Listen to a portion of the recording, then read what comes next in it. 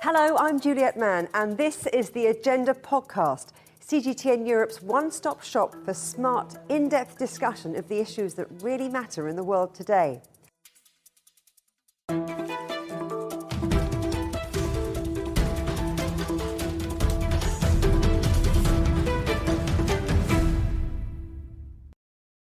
The gap between the developed North and developing global South has never been more acute. Issues like climate change, debt and technological advances are all threatening to widen the wedge between North and South. So what needs to be done? In this edition of The Agenda, I'll get the views of 4 senior ministers from the world's poorest continent, Africa. Let's start with Nigeria's Foreign Minister, Yusuf Tuggar, who began by telling me how he's trying to put his country on the global map with what he calls 4D diplomacy. So 4D is essentially democracy, development, demography, and diaspora. So the idea is for Nigeria to engage and to interface with other countries through the 4Ds. So with democracy, we're essentially referring to constitutional governments, the fact that in our immediate because we try to focus, because of our constitution, on first and foremost our immediate neighborhood, which is West Africa, and then Africa, and so it goes. So in West Africa and Central Africa, we've witnessed quite a number of coups, military takeovers, and we're concerned that this is developing into some sort of a domino effect that needs to be checked, and democratic institutions and constitutional governments need to be reinforced. Development, of course, cuts across everything we do. Nigeria is trying to develop, and we feel that the best way for it to develop is through a combination of growth in agriculture, in manufacturing capacity, and infrastructure. And the combination of the 3 can yield double-digit growth.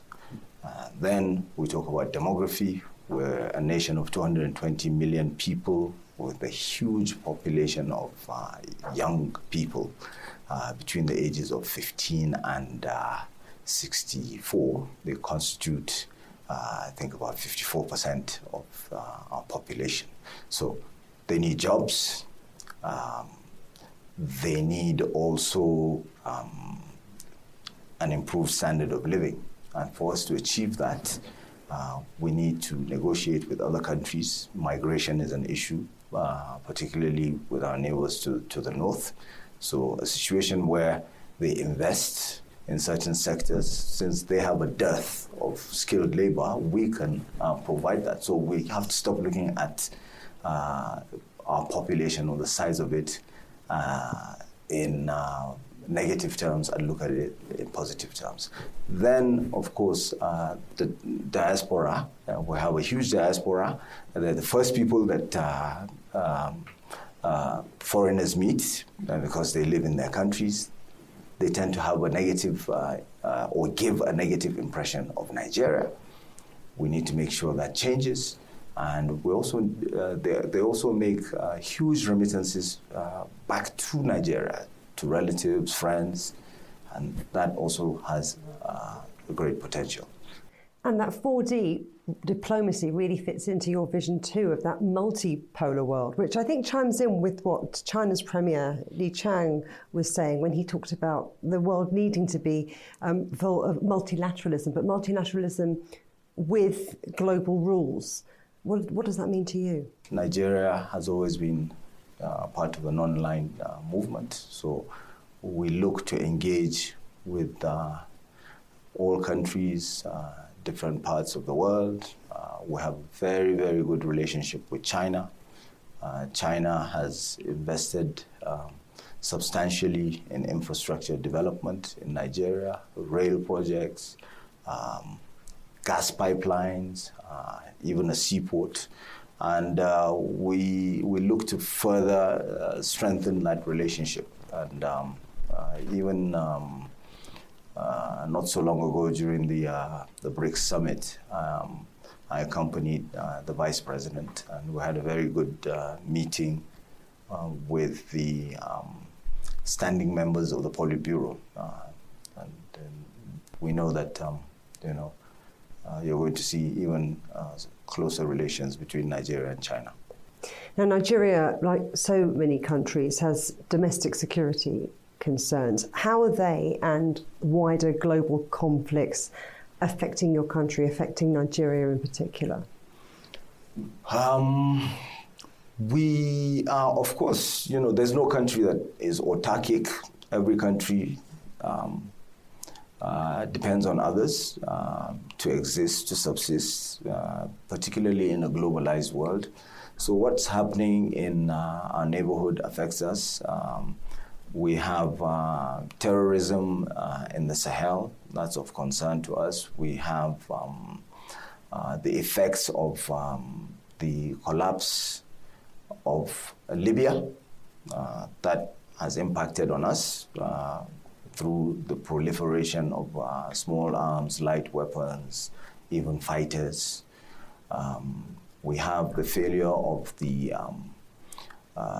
EU Sahel strategy that has also impacted on us, sadly.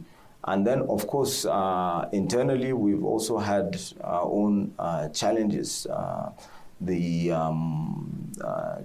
Challenges to do with the effectiveness of governance at the local level.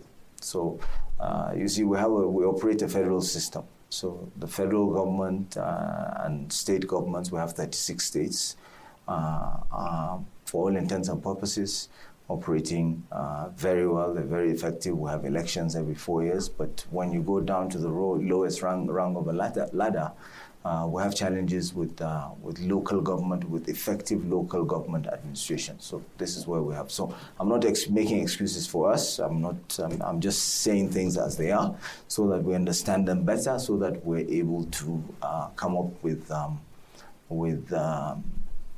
efficacious solutions. If economic growth is fueled, though, by climate change, do you think we need a different measure of success?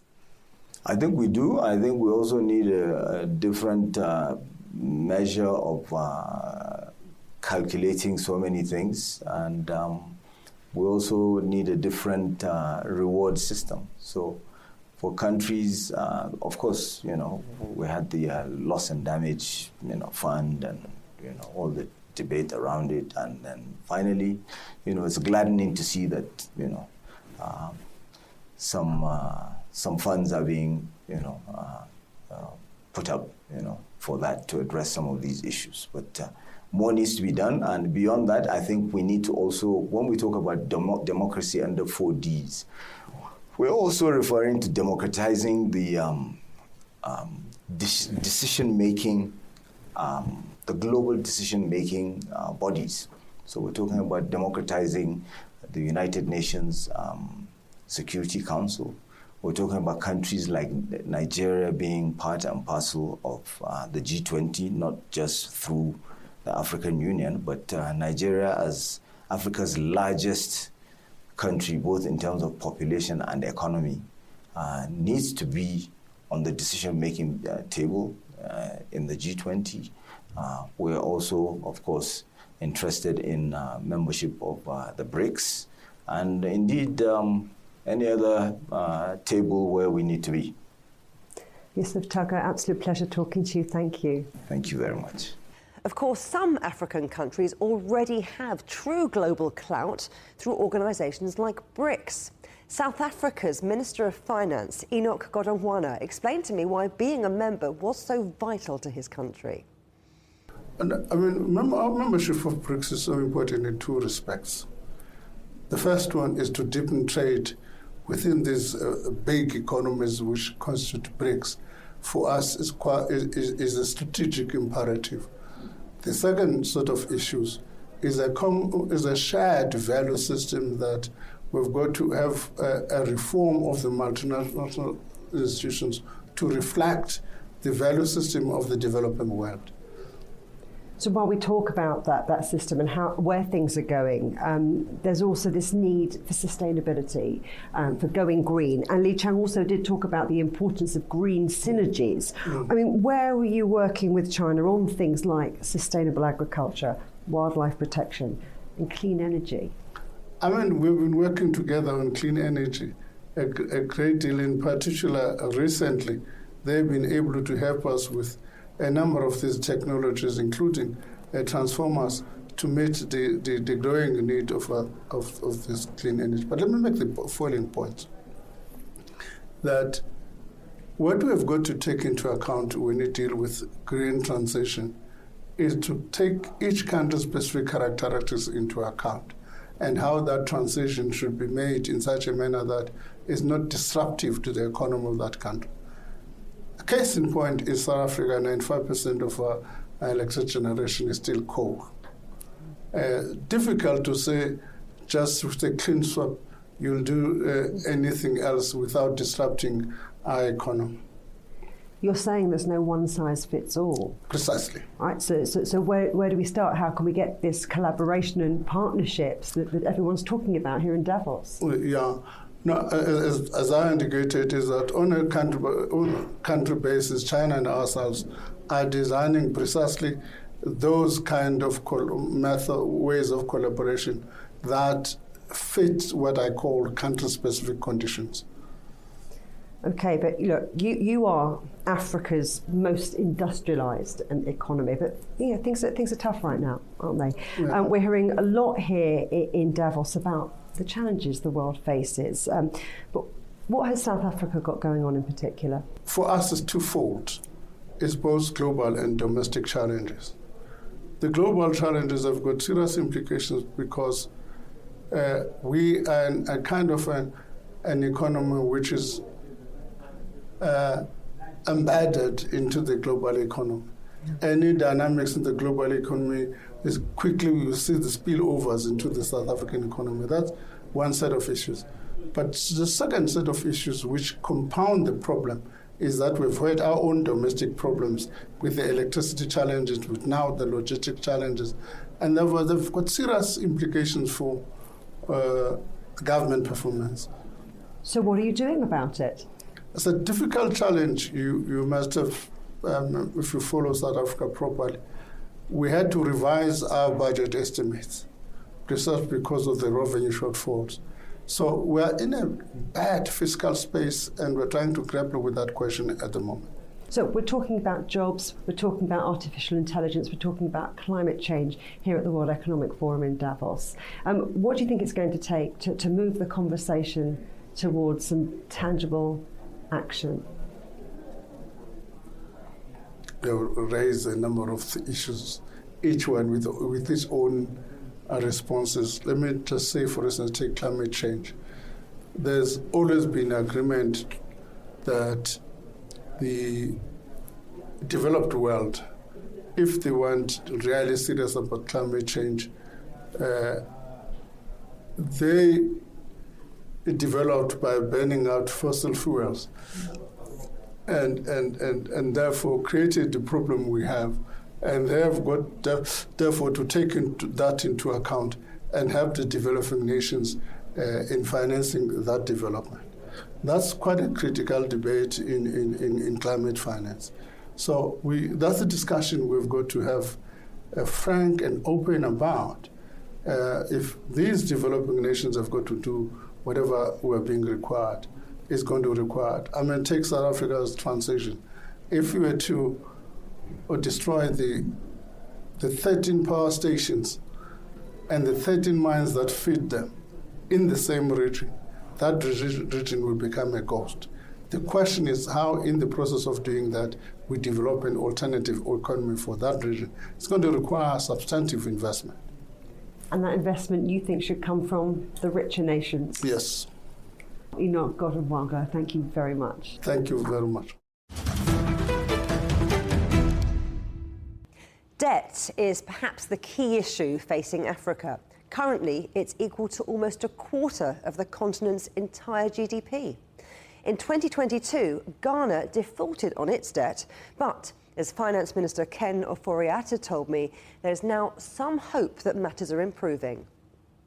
We certainly hit some serious headwinds, and in July of 2022, we approached the IMF to come up with a solution.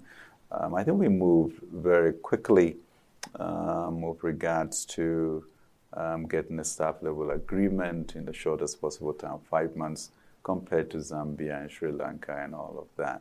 But the truth of the matter is that our debt to GDP ratio had scaled about 100%, and we needed to bring it down per the agreement to 55% by 2028. So then we went into those solutions to do. What we did was to first tackle the domestic debt, which was really a very difficult process to rationalize that, but it also indicated our own interest in burden sharing and sacrifice. Then we started also working with the OCC, the Paris Club, and that has taken some doing. But the financial assurances were given in May, which allowed the agreement with the IMF to be negotiated and approved.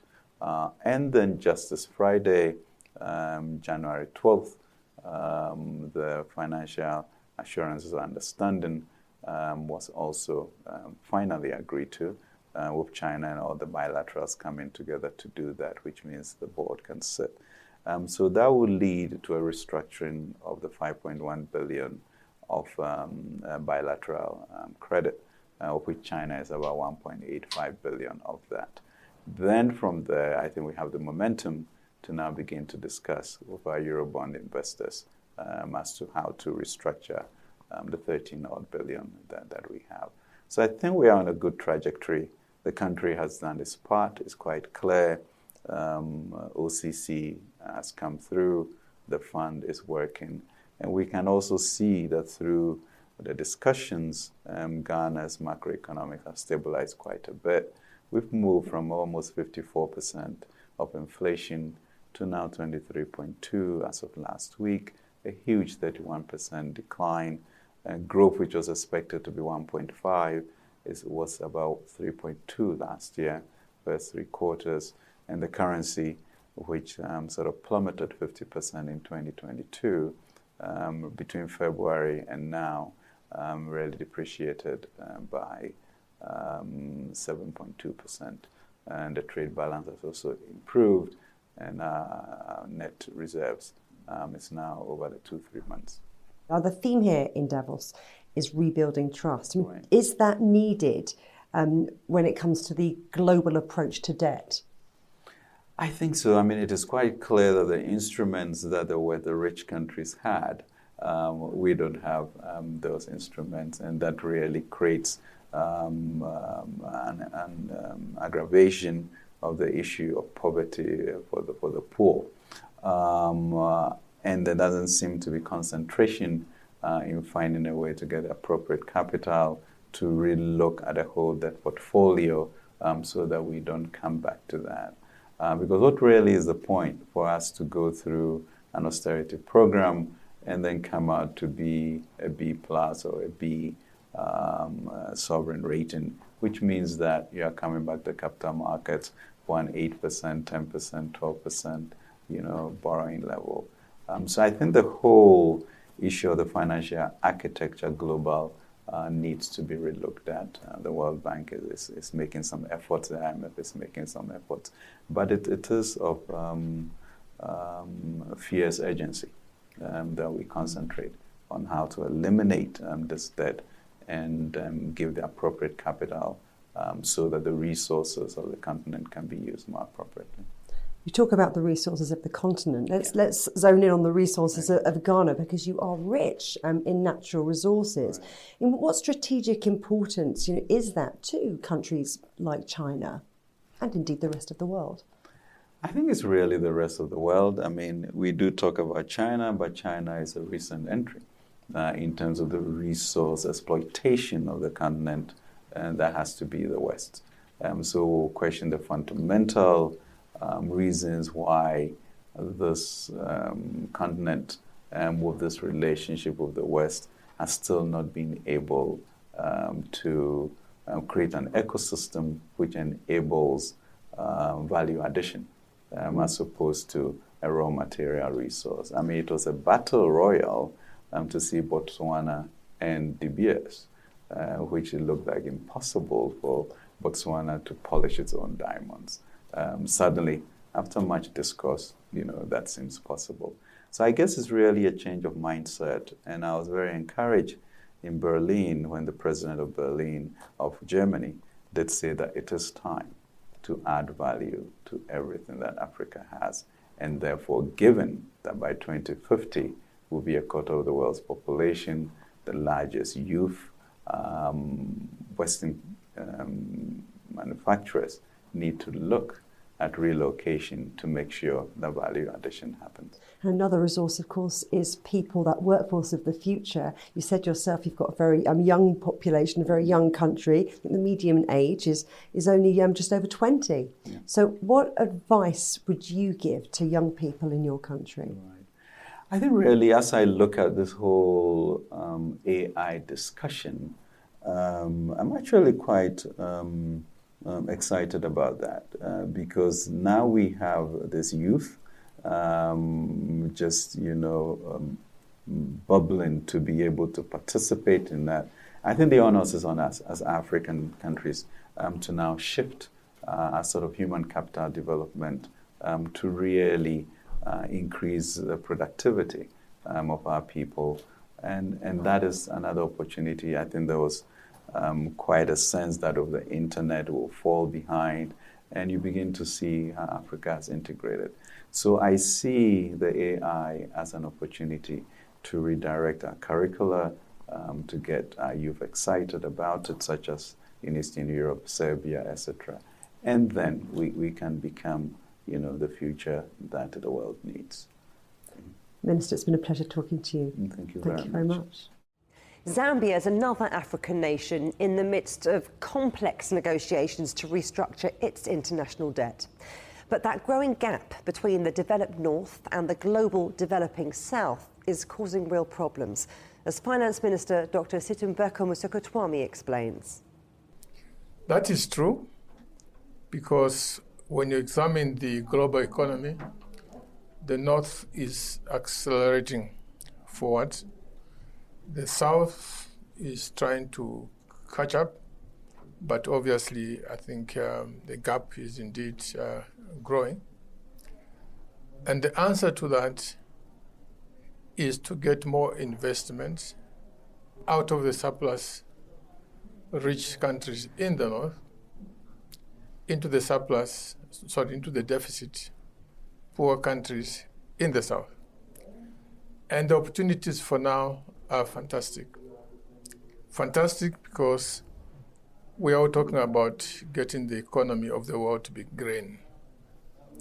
Take away the diesel and petrol engines and all sorts of activities that carbonize the world.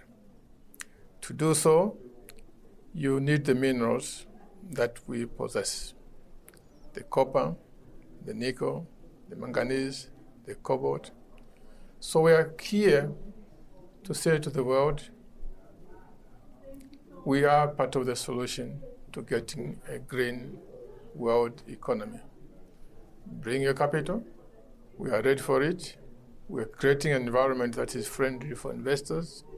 Bring your money. Let's do the minerals. Let's mine. Let's value add. And don't be scared that you lose jobs even when we do value addition in Africa.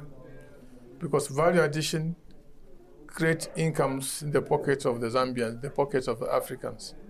So we shall be able to buy more from you when we are richer than when we are poor. When we are poor, we can only beg.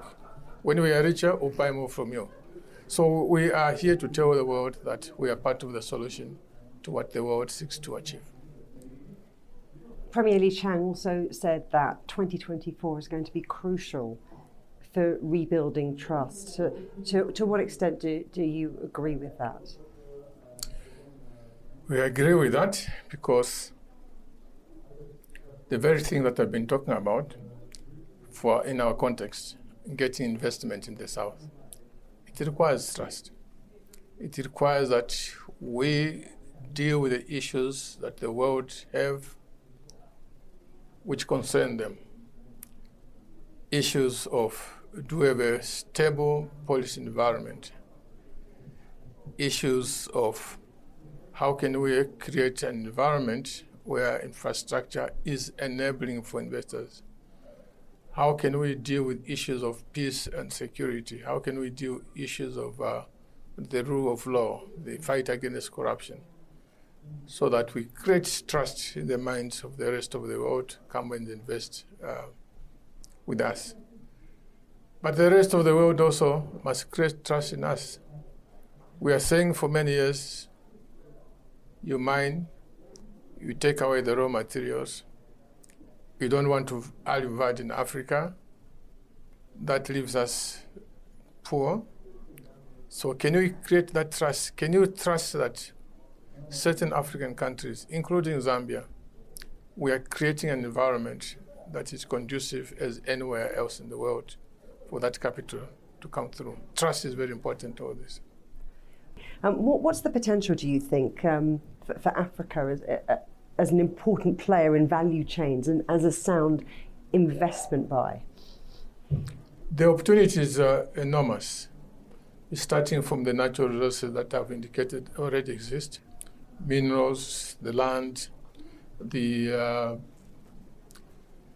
solar energy. Those are enormous opportunities. But also, remember, in this part of the world, population is stagnating. So the future, population is stagnating at a time when you want to produce more and more and more. But where is the workforce going to come from? Where is the consumption going to come from? This is where Africa comes in. We need to invest. We are doing our part to invest into human capital so that we can add more to the world economy. When we earn more, we will be able to consume more of the items that are produced in the industrialized countries. So this is, again, just to repeat, we want to be part of the solution to the problems of the world rather than wave our arms in desperation and so forth. We want to be part of the solution. Remember, you can subscribe to this podcast on iTunes, Stitcher, Spotify, or wherever you get your podcasts. You can also find more agenda content on CGTN Europe's Facebook, Twitter, Instagram, Telegram, and YouTube channels. Until next time, goodbye.